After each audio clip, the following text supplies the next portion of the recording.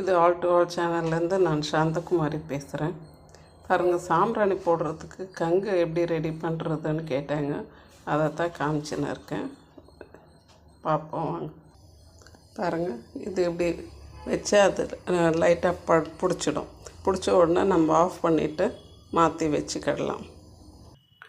பாருங்கள், இதில் நான் கொஞ்சம் பூண்டு தோல் எடுத்து வச்சுருக்கேன், கொஞ்சம் சாம்பிராணி எடுத்து வச்சுருக்கேன். இது கொஞ்சம் ஓமம், மஞ்சத்தூள்.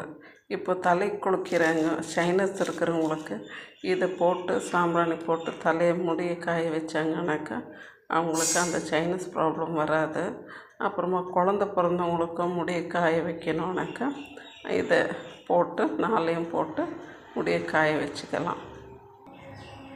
இப்போ பாருங்கள், நம்ம எடுத்து வச்ச எல்லா ஐட்டம்ஸும் போட்டிருக்கோம். இந்த குழந்த பிறந்தவங்களுக்கு கழுத்து வலியெல்லாம் வராது.